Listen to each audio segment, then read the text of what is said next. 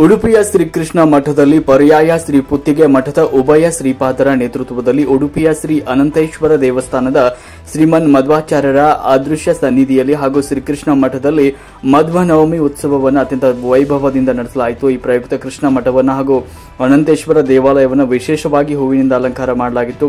ಶ್ರೀ ಅನಂತೇಶ್ವರ ದೇವಸ್ಥಾನದ ಆವರಣದಲ್ಲಿರುವ ಆಚಾರ್ಯ ಮಧ್ವರ ಸನ್ನಿಧಾನದಲ್ಲಿ ನೂರಾರು ವಿಪ್ರ ಬಾಂಧವರು ಪಾರಾಯಣ ಮಾಡ್ತಾ ಇರುವಂತೆ ಪರ್ಯಾಯ ಶ್ರೀಪಾದರು ವಾಯುಸುತ್ತಿ ಪಾರಾಯಣದೊಂದಿಗೆ ಮಧು ಅಭಿಷೇಕವನ್ನ ಮಾಡಿದ್ರು.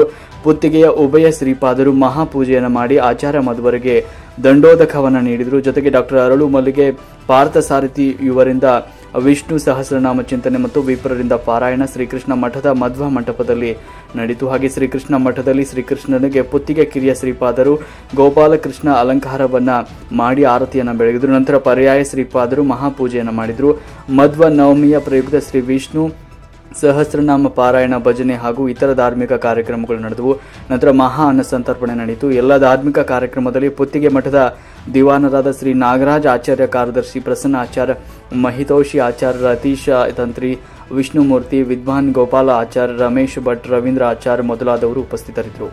ಈ ಸಂದರ್ಭದಲ್ಲಿ ತುಳಸಿ ಮಹಮ್ಮದ ಸದಸ್ಯರು ಹಾಗೂ ವಿವಿಧ ಬ್ರಾಹ್ಮಣ ಸಂಘದ ಸದಸ್ಯರು ಹಾಗೂ ಪರ ಊರಿನ ಅನೇಕ ಭಕ್ತರು ಪಾಲ್ಗೊಂಡಿದ್ದರು.